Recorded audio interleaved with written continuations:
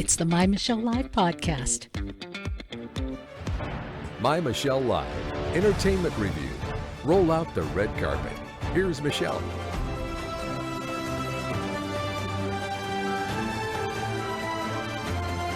Welcome to the weekend. It's Memorial Day weekend. Yay. And in our entertainment review today, we are going to be taking on entertainment news, entertainment reviews for movies and television shows that will be coming out this weekend. And today we're going to be taking on the food you eat to celebrate it all. Now, many people will be grilling. They'll be at the grill for Memorial Day.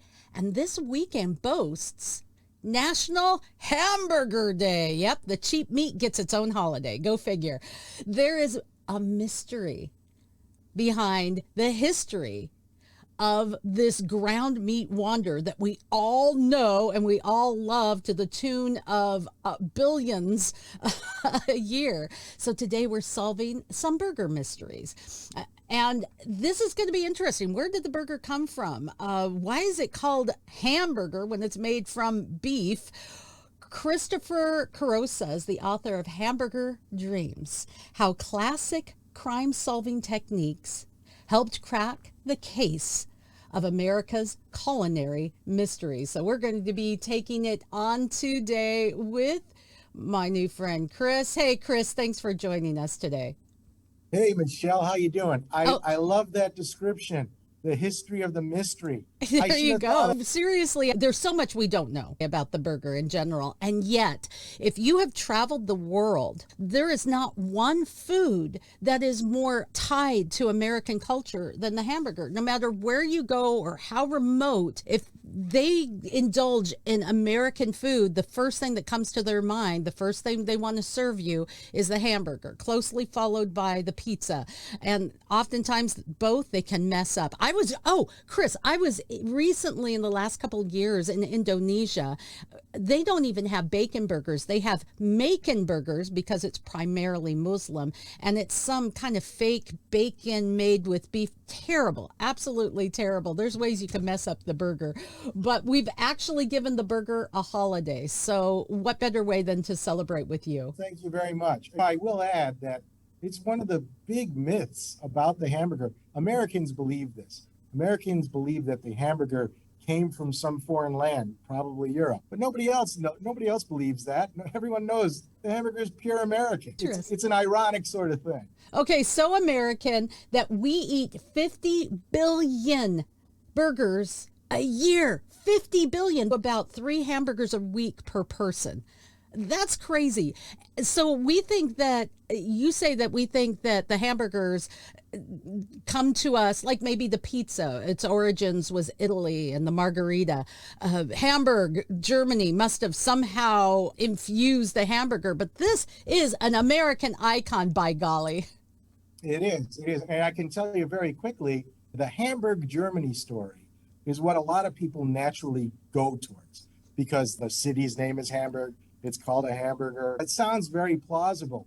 But in the early 1960s, Ray Kroc sent a vice president of McDonald's to Hamburg, Germany, to present the mayor of Hamburg a certificate honoring them for inventing the hamburger. The mayor accepted the certificate, but said, "We didn't do this." It was one of Ray Kroc's publicity stunts that backfired, but ended up working for him. He got news stories out of it. You say Ray Kroc, and the majority of adults know who that is. He's the man who made McDonald's. You say names like Dave Thomas, founder of Wendy's, and we know Dave Thomas and we know part of his story, but we don't know names like Hiram P. Hopkins or the Minchie brothers or Charles Hamburger Charlie.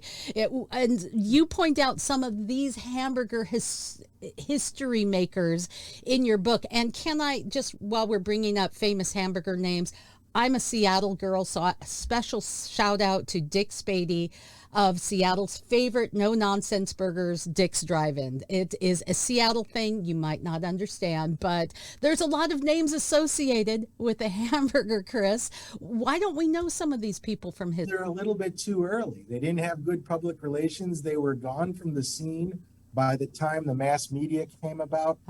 And they really don't have anything to do with fast food the way we recognize it today. Understand that hamburgers really were a fast food. They came about in the late 1800s as Americans were going out to festivals, carnivals, shows, horse races, those sort of outdoor activities. They wanted to be able to walk around and eat at the same time. So these food trucks or food vendors, like we see at carnivals today, or like you see in the streets today, emerged. And food was delivered that you can eat while you were walking. The hamburger wasn't the first one. The hamburger actually came about much later when all this started, but it was in that same era that was created. And those names that you mentioned are from that era, and not a lot of people remember that. What were some of the first ones? I guess some of the popular sandwiches are sandwiches that you could easily manage, and like deli sandwiches, ham. Pork sausage was something that the Mencius brothers went with.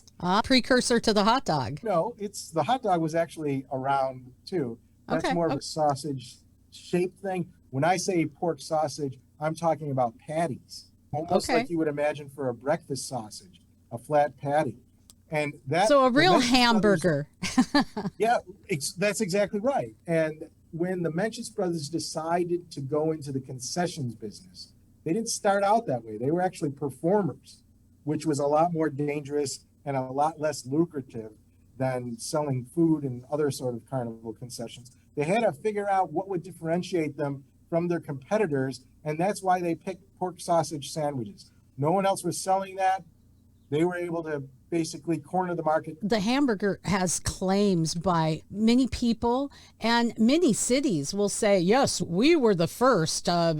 If I remember right, there's places like Dallas, St. Louis, New Haven, Connecticut, Seymour, Wisconsin, and Hamburg, New York. They all lay claims to being the birthplace of the burger. You're correct. This was, in effect, a spiritual journey. But the easy thing that I did to start with is I used the Sherlock Holmes method of eliminating the impossible. I took all the stories and put them in chronological order. Okay. And then I went to old newspapers and I tried to find the earliest mention of the word hamburger, which was really hard because that's not what they called it in the beginning. I eliminated every story that occurred after the earliest known date that it was recorded in a newspaper.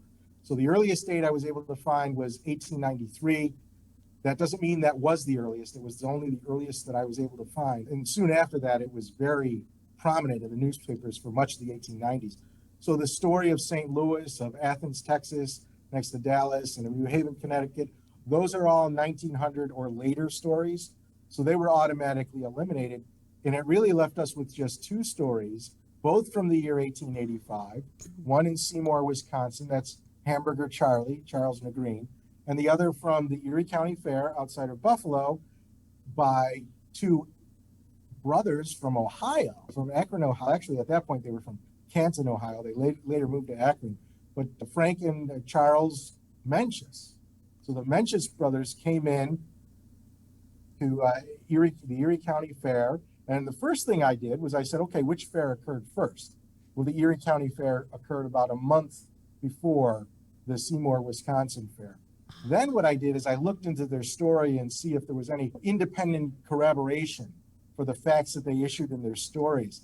And one of the things I found out was the Charlie Negreen story, the way he told it 45 or 50 years later, could not have happened until 1891 at the earliest. The story that he told couldn't have happened until 1891. That doesn't mean he didn't start selling hamburgers in 1885. It just meant that the particular story couldn't exist until 1891. And the way that I was able to discover that was he gave a very specific order of fairs that he went to go see, that he participated in. And that order was very relevant to the story. Then the one of those fairs didn't exist until 1891. Boom. So it really leaves the 1885 Mencius brothers story as the one to focus on.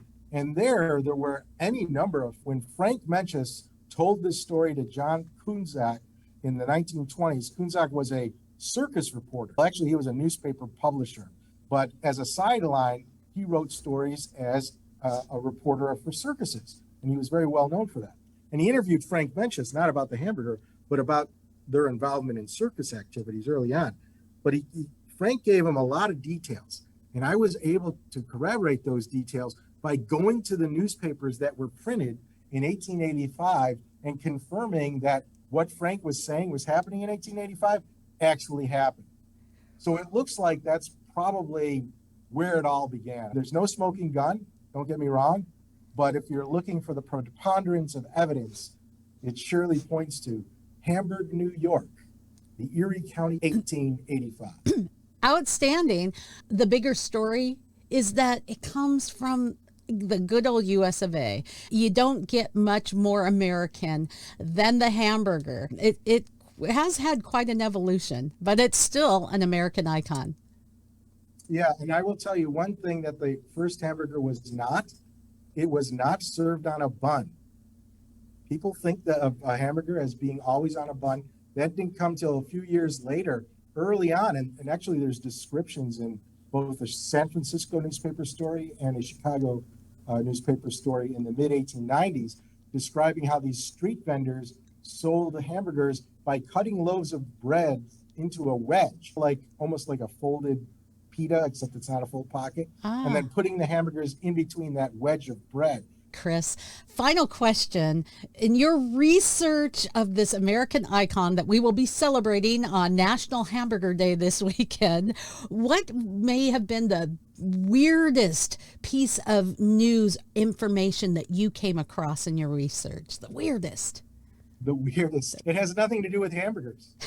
It has to do with the 1904 St. Louis World's Fair, which is credited, obviously incorrectly, for coming up with a hamburger and a lot of other foods.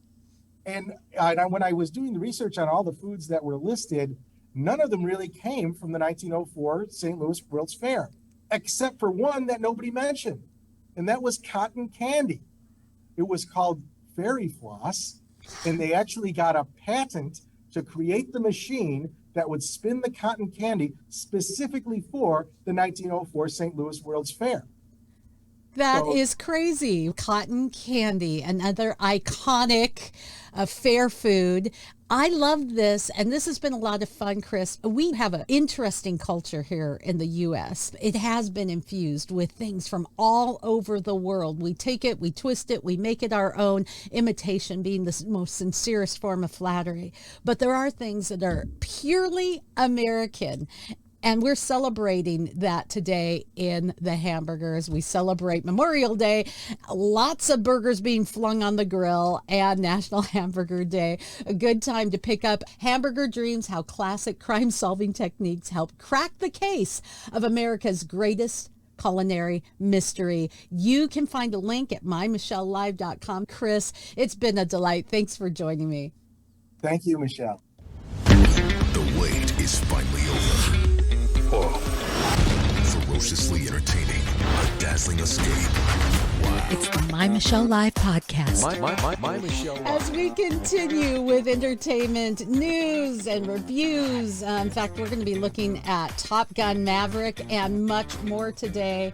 I want to introduce you to my friend. If you haven't seen him by now on My Michelle Live, well, you're in for a treat. He is the man, the myth, the legend, Adam Holz. Hello, Adam, and welcome to a little review. And I'm going to ask you to join me in sharing in some entertainment news. Are you ready for it? Bring it. Bring it. We're ready to go. Entertainment news. In this week's news, Adam, truth is a little stranger than fiction, apparently. And we may see some of that truth, and I don't know if there's a little fiction involved, in an upcoming movie called My Son Hunter. Yeah, you can imagine what that one's about, I'm sure. Oh boy. Oh boy, yes. My Son Hunter, film that is supposedly exposing alleged corruption in the Biden family. But here's the interesting thing. The movie producer says that Hunter Biden's attorney infiltrated his film set. He said he hasn't recovered from the shock after knowing that Hunter Biden's attorney came onto his set in Serbia. He was on set and supposedly secretly recorded and interviewed people pretending to be someone he wasn't on several days to find out what was going on. Again, come on, truth really is stranger than fiction. This stuff, you can't make it up. You can't make it up, and it just begs the question, if that's the case, why?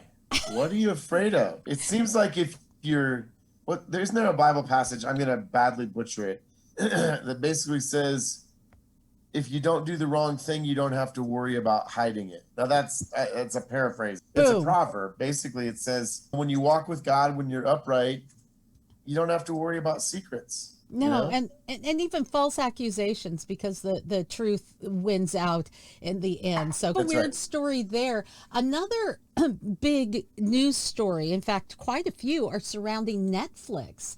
Go figure. Yeah. So Netflix, first of all, has fallen more than 7% after data showed its continued loss in the long term. And there's been a lot of speculations about why Netflix has bled subscribers. But some actions that Netflix has taken in the last week and a half has revealed maybe a why. And that is Netflix fired hundreds of employees. But what employees? The woke employees. They fired those who were behind the woke and esoteric filmmaking and publicity. They are unwoking themselves. That's amazing.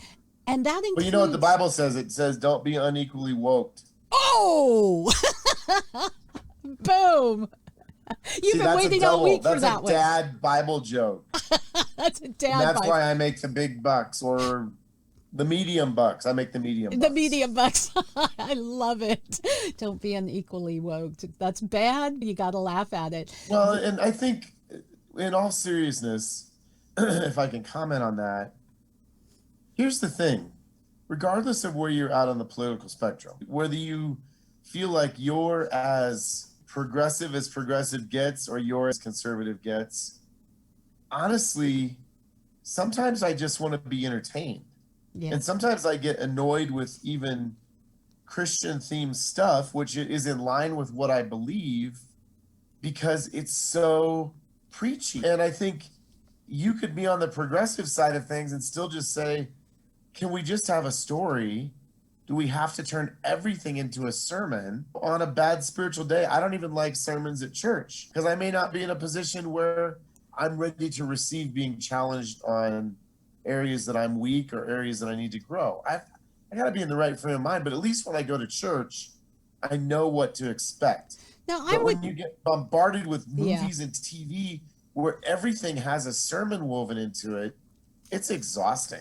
Because it's over the top. Everything, every story, every comic book, everything has a moral to the story. It has something. Yep. And that's okay.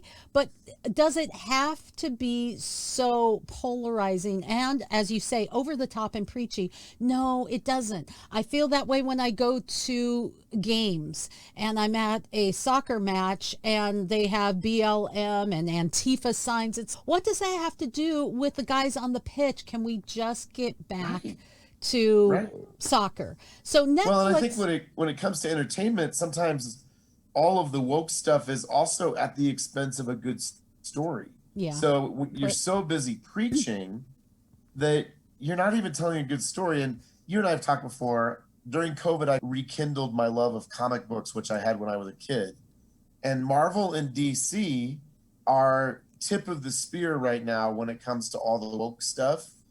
But man, you get on the community chat boards and the forums, and people are just like, whatever happened to just telling a superhero story? Now we've got soap operas about same-sex relationships, and it's not even superhero stuff.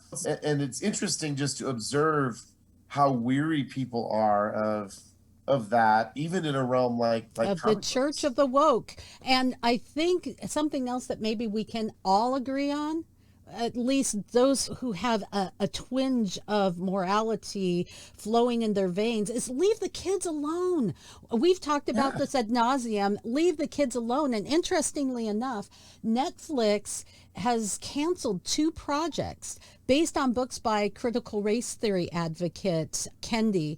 One was an animated show aimed at preschoolers called Anti-Racist Baby. The project was going to be a series of animated musical shorts and such to unracism your children, your infants, because they come out of the womb. If they come out white, they're not right, according to critical race theory. So people are tired of this, and Netflix is going, oh, okay, there's a reason why we're bleeding subscribers. So that's actually big news.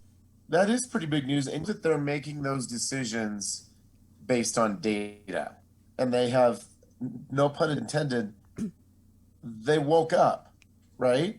So it's better to be awake than woke. We'll say. Like, oh, wait a minute. We're producing all this content, and the data tells us people aren't interested in it. What about Disney? Fire all those people if they didn't have the data to back it up. Disney, are they starting to go, oh, oops, because they made some changes at the top, and it's somewhere along the line they're going to realize this isn't really working for them. And we have a pretty good test case coming up in about 3 weeks. I think it's either 2 or 3 weeks that Lightyear comes out, and this is like the origin story for the real Buzz Lightyear, not the toy. And I think what a great concept, right? We're going to get the real Lightyear. Disney has gone on record as saying they put a gay kiss in after all of the kerfuffle in Florida. And how many people who loved Toy Story walked out and thought, man, this story would be so much better if we just some gay kisses in it. I think it's going to be an interesting case study in where is the line at which people say, enough is enough. I'm not even interested in it. And I got an invite from our screening company saying, bring your kids. And I'm like, I don't want to bring my kids because I know what's in it. Yeah. But I don't think that's the reaction Disney's going for. No, because we just want to say, leave the kids alone. They don't have to be involved in that. Leave it for another time. And in our final news story, that opens up a plethora of other opportunities. Angel Studios CEO Neil Harmon told a live stream audience during Illuminate 22 that more than a dozen new family-friendly projects are on the horizon. 100 million in new family content, including Chosen 3. So there's some news out there. Things, they are changing. You can't just make an assumption that the world is woke, because it's better to be awake than to be woke. So there you go. Shall we get into some movie reviews, my friend? We should. Yes, we should. All right. I saw it this week and I'm excited about it. That is Top Gun Maverick 2. Have you seen it? I have. Yeah. Okay. Yeah. You want to play the trailer? Yes, I do. I thought perhaps you could set it up first. You've got basically Tom Cruise, whose deal with the devil apparently isn't up yet because dude looks like he hasn't aged a day in 36 years. Okay, I'm exaggerating and I'm being silly. But it's Maverick, right? It's Pete Mitchell, and he's got a few lines on his face, but he's still got that megawatt smile. He's still the Maverick we know. The short version is the Navy needs a trainer to train a new group of hotshot pilots for a very dangerous, practically impossible mission. And one of those pilots is the son of his late friend Goose, Here we go. who, of course, holds Maverick responsible. All right, sorry about that. The trailer wants to go. It's like Maverick. It's raring and ready to go. Let's take a little watch at this. Yeah. In 3, 2, 1.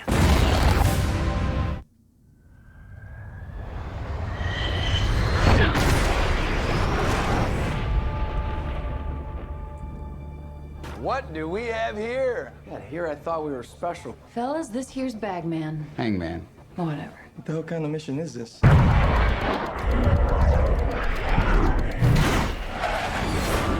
Everyone here is the best there is. Who the hell are they gonna get to teach us? I wonder. Captain Pete Maverick Mitchell. Let me be perfectly blunt. You are not my first choice. You are here at the request of Admiral Kazansky, a.k.a. Iceman. Iceman. He seems to think that you have something left to offer the Navy. What that is, I can't imagine. Lots of memories in With all due this. respect, sir, I'm not a teacher. Just want to manage expectations. What the hell? Good morning, aviators. This is your captain speaking. There you go. This actually, I saw it this week on Monday, and I'm going to tell you, I loved it.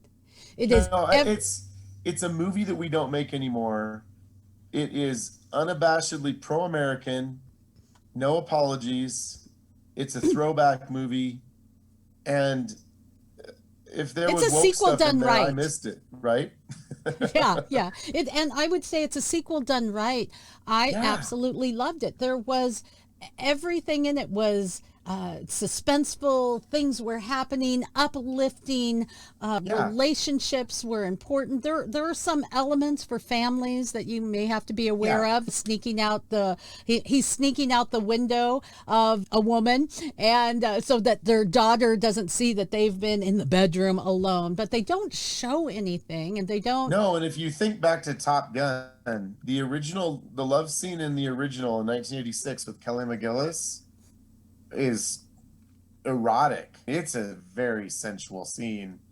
And this was more old school, kind of, they go in the bedroom and the door closes and we know what happened. And they don't feel compelled to show it. And I'm like, wow, restraint. Imagine. How did that happen? Yeah, I enjoyed it front to back. I enjoyed the relationships and the healing of a relationship between Maverick and the son of Goose, who is known as Rooster. I enjoyed that, and watching that, the angst and the anger meld more into a surrogate father-son relationship. There was funny elements. I laughed out loud. The audience loved it. Everything that we've been talking about up to this point of can we just get politics out of it? Now, while it is unapologetically American, it's not preachy in that at all. No, it's not. No, it isn't. And I thought this feels like an old-fashioned movie.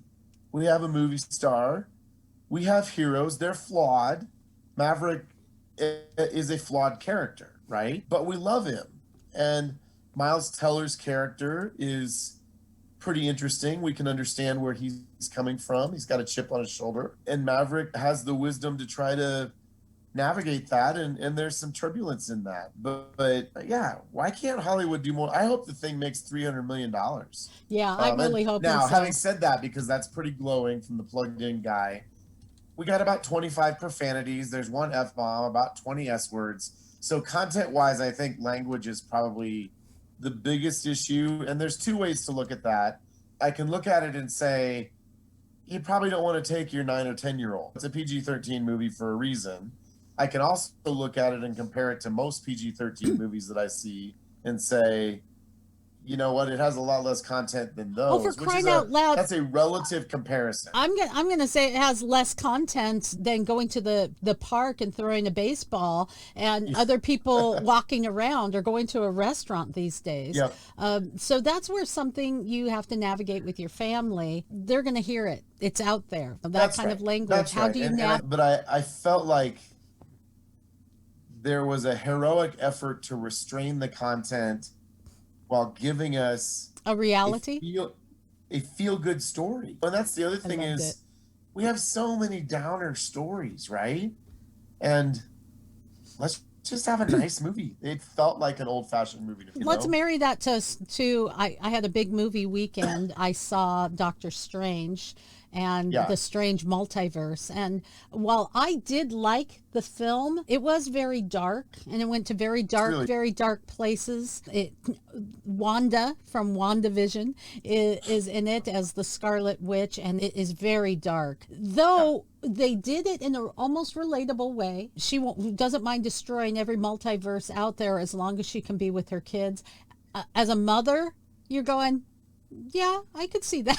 I could see that. Scarlet Witch has died 3 times in the comics, and I guess I don't want to spoil it, but it's one gets the sense that maybe her story is not done yet, but what we see here is indeed very dark. And I read it was interesting. Sam Raimi, the director, didn't actually watch WandaVision. And so if you feel like, oh, her character feels pretty different and maybe more evil than she did in WandaVision, that's one reason. And the other reason is don't mess with dark magic, right? When you get involved with the Darkhold, which we know is ultimately evil incarnate, it's going to corrupt you. So I think there is a redemptive message in there somewhere, but man, you got to wade through a lot of stuff. You do. And there is a redemptive message, and that she, in the end, makes a sacrificial choice in order to make things right. And that part I did truly enjoy. You saw that with Doctor Strange as well, becoming less selfish and controlling, and the only way through all the multiverses is to lay that down and to have faith in others. So there are some very good elements. But as I marry that with Top Gun, I walked away from Top Gun just feeling good, and that was fun. The biggest problem with Top Gun is you walk out and you want to drive 100 miles an hour on the freeway because it just revs you up. You feel it's such a feel good movie. It's a high octane movie, and I'll also say, just from a movie making standpoint, man, I know there was CGI involved at places, but holy cow, it looked realistic. Yeah, it did, and apparently, Tom Cruise actually asked the Navy if he could learn to fly an F-18, and they said no. Because he does like to do his own stunts. He does his own stunt. I mean, he had, in one of the Mission Impossible movies, he not only flew the helicopter, but he operated all of the camera stuff while doing the helicopter scenes in a canyon. I'm going to say this for the record. Tom Cruise, as a person, is a bit wacky. Okay, and the whole Scientology thing, really weird, but bar none, he is one of the best actors ever. He is a fabulous actor in everything my wife he's and I ever watched been in. Edge of Tomorrow with Emily Blunt about a week ago, and it's a Groundhog Day meets Alien Invasion, and they live the same thing over and over again. I've seen that. And I just was watching it, I'm like, how can you not this guy on film? Yeah. You know? He's so good. That's a very entertaining movie as well. A couple other things that I wanted to get into. Obi-Wan Kenobi is on the precipice here. Should we watch a little bit of the trailer? Let's watch a little bit of the trailer. Let's watch a little bit of a commercial first. Sorry about that. Ad for somebody's guts who aren't working. It's been 10 years. The fight is done. We lost. Leave us alone, Ben. When the time comes, he must be trained. Like you trained his father? It's my responsibility. Obi-Wan. I've loved you always. There's a thing that swallows you. It holds you together when it's tearing you apart. It's terrifying. Okay, so a little bit of the Obi-Wan story. I hope this works. That's the main thing I have to say. I haven't seen it yet. Star Wars has thrilled me and disappointed me in equal measure, to the point where I now look at every new Star Wars thing and my response is, we'll see. But Fair enough. Sure like Ewan McGregor. The trailer looks phenomenal. I will probably stay up till midnight tonight to watch it as soon as I can, since Disney, it's big enough that Disney didn't give at least the likes of Plugged In a screener. I have seen Stranger Things, so we can talk about that in just a minute too, or the first episode, I should say. But we're going to be doing a podcast on Obi-Wan Kenobi, and so I've been reflecting on what is it that makes Star Wars a story that endures? Because the movie came out 45 years ago. In pop culture time, that's like 1,000 years. And this thing is as strong as it's ever been. Now, obviously it's that way because there are millions and hundreds of millions of dollars of production and marketing. So I'm not naive, but there's something about the core story of redemption, of yearning, of good versus evil that resonates in a way that, say, Avatar is the biggest movie of all time. Can you name a single character in Avatar? I can't. You're right. You're right. And so what's the difference? Like, people may go out to see a spectacle, but Star Wars has shaped our culture for better or worse. And I think there's some of both. But there's something about the core story that absolutely continues to pull people into it. And I think that's pretty interesting. And it's not without problems. We've got violence. We've got the Force, which is a mishmash of pseudo-Eastern-ish spirituality. But I think most families would say, and I'm generalizing, Star Wars is navigable. We don't think, oh, Star Wars, that's going to be out of bounds. Hopefully they don't wokeify it too much, as we've been talking. But anyway, those are, I'm just verbally gushing here about Star Wars and thinking about it. There's a universal story. There has been an idea that there is in every narrative, even down to the narrative of the gospel. It's a perfect condition, life as you know it, then something bad happens, a hero must arise, and there's a hero's journey, and then there's redemption, and then the world can either return to normal or just a little bit changed or a little bit better. And it really is interesting that there is consistency in the universe. That story is the heart of the gospel message that has changed our lives with its biblical truth.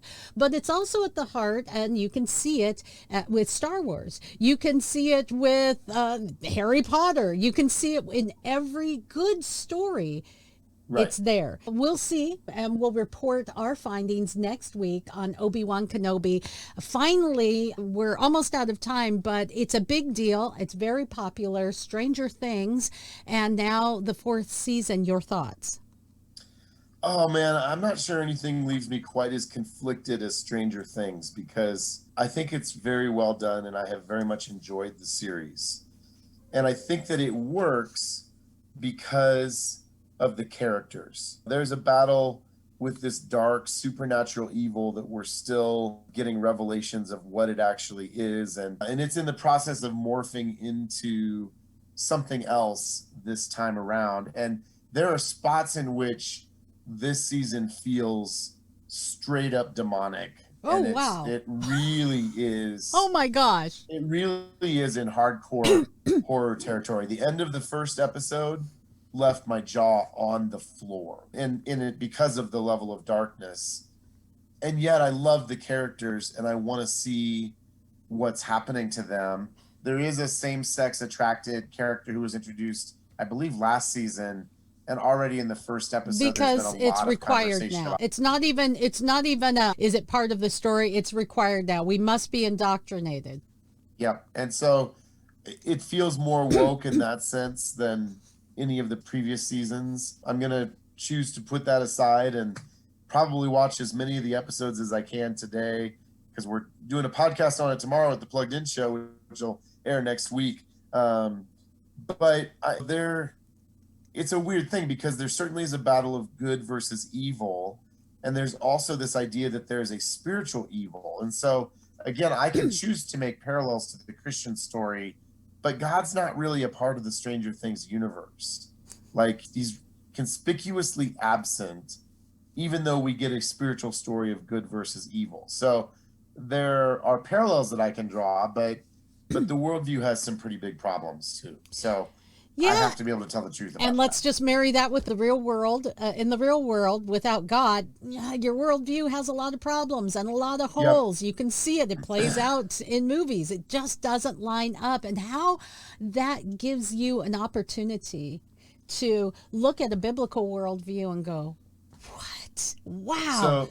So the other thing that's a little bit off-putting is that all of the characters are like 6 inches taller, and they all look like young adults now, and they all look, with a couple of exceptions, like they should be in indie rock bands. And it's like between Karate Kid 1 and Karate Kid 2, Ralph Macchio grew like 6 inches. And it's been 3 years since the last season. See, COVID, I can't think of basic words. So that was a little strange. I'm like, wow, these kids are really growing. And it's not bad. Obviously, kids grow up, but you can really tell this time around. We're going to be looking at some aftermath of maybe Stranger Things, definitely Obi-Wan and other things as we do entertainment review every single week. Same bat time, same bat station. Thank you for liking, sharing, and being part of the fun. It's always a pleasure. Thanks, Adam. You bet, Michelle. Thank you. More entertainment at MyMichelleLive.com.